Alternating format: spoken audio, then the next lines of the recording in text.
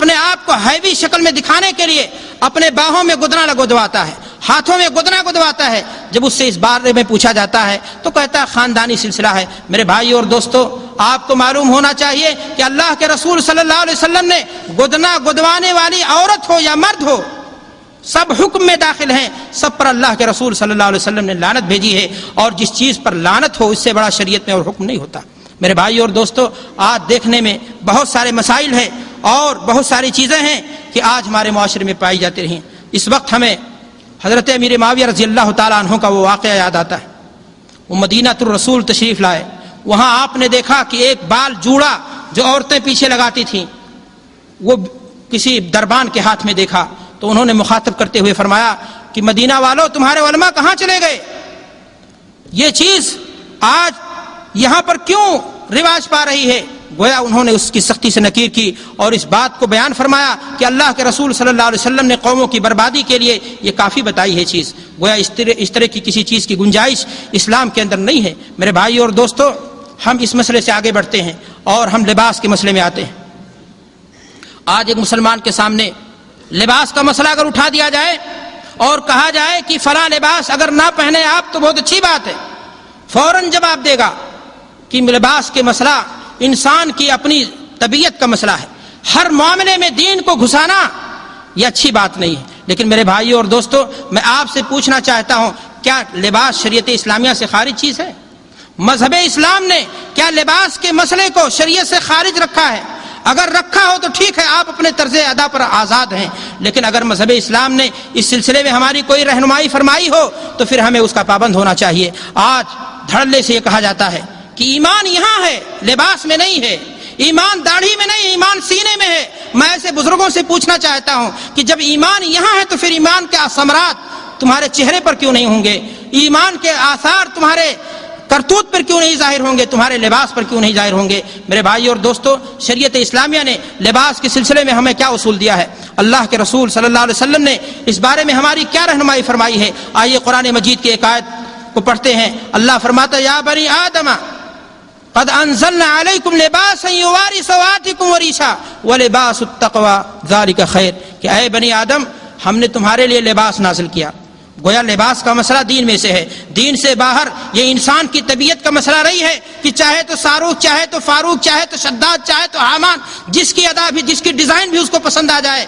آج ڈیزائنوں کا دور ہے اور حالت یہ ہے کہ دنیا اندھی ہو کر کے اس معاملے میں تقلید کر رہی غیروں کی۔ میرے بھائیوں اور فاسقوں فاجروں کی اگر آپ موافقت کرو گے تو اندیشہ ہے کہ انہی کے ساتھ آپ کا حساب اور حشر نشر ہو جائے۔ اللہ فرما رہا ہے، قد انزلنا علیکم لباسا یواری سوآتکم، لباس کا مقصد ہے تاکہ تمہاری شرمگاہ ڈھکے۔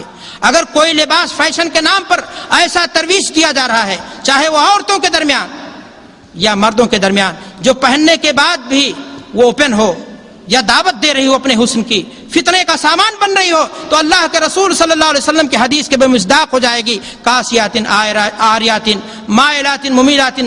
خطرہ ہے میرے بھائیوں وہ اللہ کے رسول صلی اللہ علیہ وسلم کی وعید کی بے مصداق ہو جائے اور اس کا حشر غیر مسلموں غیر قوموں کے ساتھ ہو جائے۔ میرے بھائیوں اور دوستو، مذہب اسلام نے جو لباس کا اصول دیا اس میں یہ بات بھی بیان فرمائی، قد انزلنا علیکم لباسا یواری سوآتکم وریشا ولباس التقوی ذالک خیر، کہ لباس جو ہے تقوی کا ہونا چاہیے۔ اگر کوئی لباس آپ کو پہننے کے بعد آپ ایسا لگتے ہیں دور سے کہ مسلمان نہیں ہیں، مثلا یہودی راہب کا لباس، یا مسلمانوں میں بہت سارے پنڈت یا بابا قسم کے لوگ پیلا لباس پہنتے ہیں، یا بدھ مذہب کے لوگ پہنتے ہیں، تو کسی بھی معنی میں وہ کلر، اس قسم کا لباس ایک مسلمان کے لیے جائز اور درست نہیں ہوگا۔ حضرت عمرو بن عاص رضی اللہ تعالیٰ عنہ غالباً صحابی ہیں، اللہ کے رسول صلی اللہ علیہ وسلم نے انہیں ایک لباس پہنتے ہوئے دیکھا، کلر اس کا غیر مناسب تھا۔ اللہ کے رسول نے انہیں فوراً حکم دیا کہ اسے نکال دیا جائے۔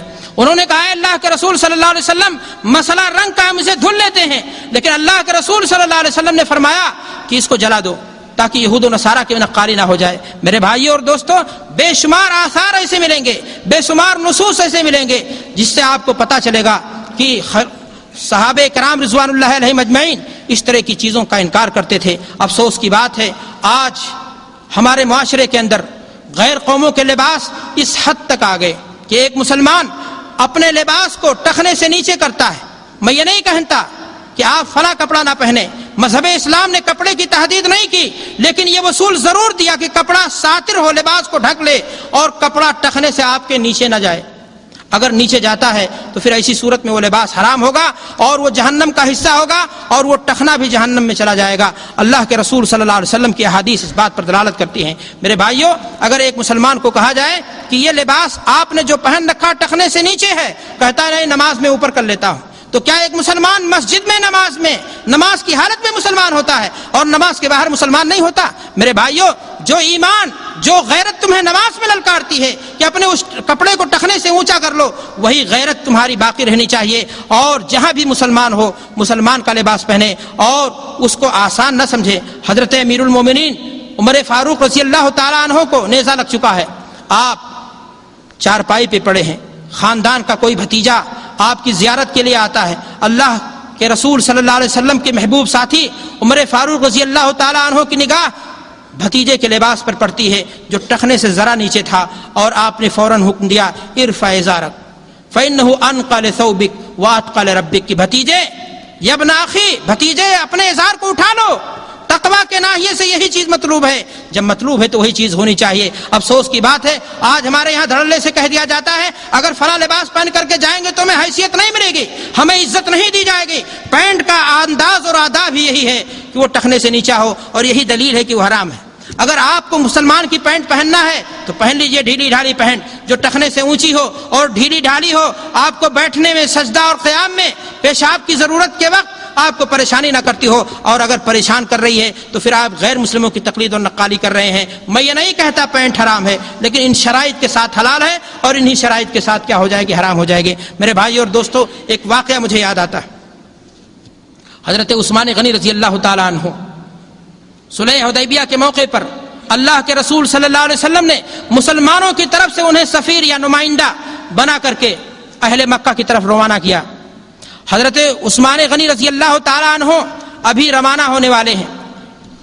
کوئی صاحب تھے، ساتھی تھے، انہوں نے مشورہ دیا کہ امیر المومنین عثمان غنی، اس وقت وہ خلیفہ نہیں تھے، معاف کیجئے گا، حضرت عثمان غنی رضی اللہ تعالیٰ عنہ سے انہوں نے عرض کیا کہ آپ جس شہر میں جا رہے ہیں، جن روسار مالداروں کے پاس جا رہے ہیں، ان کا وتیرہ یہ ہے کہ وہ لباس کو ٹخنے سے نیچے پہنتے ہیں اور کسی بھی ایسے شخص کو عزت نہیں دیتے جس کا لباس ٹخنے سے اونچا ہو. انہوں نے جواب دیا کہ جب یہ لباس میرے رب کو پسند ہے، جب یہ لباس میرے حبیب کبریا کو پسند ہے، حضرت محمد عربی صلی اللہ علیہ وسلم کو پسند ہے، تو پھر ان کو پسند ہے یا نہیں، ہمیں اس کی پرواہ نہیں ہونی چاہیے. افسوس، ہم نے آج اگر پرواہ نہیں کی تو زندگی کے کسی بھی معاملے میں اسلام کی پرواہ نہیں کی. شادی ہو یا بیاہ، اٹھنا ہو یا بیٹھنا، سونا ہو یا جاگنا، حتیٰ کہ کھانا اور پینے کے اسٹائل، ہیرو کو دیکھ کر کے، فاسق و فاجروں کو دیکھ کر کے آج مسلمان اپنا رہا ہے. آج مسلمان زندگی کے بہت سارے معاملات میں غیر قوموں کی تقلید اور غلامی پر آمادہ ہے. آج مسلمان یہ سوچتا ہے کہ اگر یورپ کی بےہودہ تہذیب کو اپنے معدے میں جب تک نہیں ڈال دیں گے، انہی کی طرح پیشاب کرنا اور پیخانہ کرنا اور ننگے ہو کر کے گھومنا جب تک ہم نہ سیکھ لیں گے، تب تک ہمیں کامیابی کی ڈگر نہیں ملے گی. میرے بھائیوں اور دوستو، میں آپ کو بتانا چاہتا ہوں کامیابی اسی وقت ملے گی جب آپ اللہ کے رسول صلی اللہ علیہ وسلم کی سنت کو اپنا لیں گے. آئیے ایک بار پھر ہم عزم کریں اور اس بات کا اعلان کریں کہ اللہ تبارک و تعالی نعمت توحید کو ملنے کے بعد تو ہمیں اس بات کی توفیق عطا فرما کہ ہم اس پر قائم اور دائم رہیں. زندگی کے بہت سارے معاملات میں بہت ساری چیزوں کی آج ہمیں قربانیاں دینی ہیں اور اللہ تبارک و تعالی ان تمام چیزوں میں ہمیں ثابت قدم رکھ. میں گزارش کروں گا اپنے ذمہ داروں سے کہ اگر ہم نے ٹائم زیادہ لے لیا تو ہمیں معذرت خواہ سمجھیں، اور آپ لوگوں کا شکریہ ادا کرنا چاہوں گا کہ آپ نے نہایت ہی دل جمعی کے ساتھ اور سکون کے ساتھ ہماری باتوں کو سننے کی کوشش کی. اللہ تبارک و تعالی سے دعا ہے کہ پروردگار عالم جن باتوں کو ہم نے سنا ہے اس کو ہمیں اپنی عملی زندگی میں نافذ کرنے کی توفیق عطا فرما. اسلام کا کوئی قانون ہو، رسول صلی اللہ علیہ وسلم کی کوئی سنت ہو، وہ ہماری زندگی کا آئینہ ہو. اللہ کے رسول صلی اللہ علیہ وسلم کا فرمان آ جانے کے بعد ہمارے دل میں کوئی ریب اور کوئی شک و شبہے کی گنجائش نہ ہو. رب کریم جب تک ہم اس دنیا میں جئیں ایمان اور اسلام پر جئیں، اور جب ہمارا خاتمہ ہو تو ایمان اور اسلام پر ہو. وآخر دعوانا الحمدللہ رب العالمین، والسلام علیکم ورحمۃ اللہ وبرکاتہ.